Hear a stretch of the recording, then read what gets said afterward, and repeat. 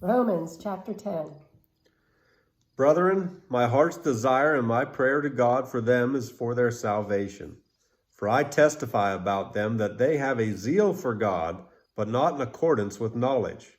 For not knowing about God's righteousness and seeking to establish their own, they did not subject themselves to the righteousness of God. For Christ is the end of the law for righteousness to everyone who believes. For Moses writes that the man who practices the righteousness which is based on the law shall live by that righteousness. But the righteousness based on faith speaks as follows. Do not say in your heart, who will ascend into heaven? That is, to bring Christ down. Or, who will descend into the abyss? That is, to bring Christ up from the dead. But what does it say? The word is near you, in your mouth and in your heart. That is, the word of faith which we are preaching. That if you confess with your mouth Jesus as Lord and believe in your heart that God raised him from the dead, you will be saved. For with the heart a person believes, resulting in righteousness, and with the mouth he confesses, resulting in salvation. For the scripture says, whoever believes in him will not be disappointed.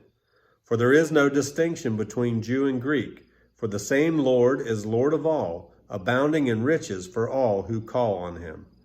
For whoever will call on the name of the Lord will be saved. How then will they call on him in whom they have not believed? How will they believe in him whom they have not heard?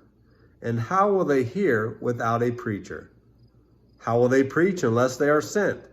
Just as it is written, how beautiful are the feet of those who bring good news of good things.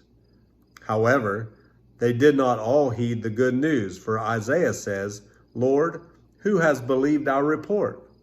So faith comes from hearing, and hearing by the word of Christ. But I say, surely they have never heard, have they? Indeed they have. Their voice has gone out into all the earth, and their words to the ends of the world. But I say, surely Israel did not know, did they?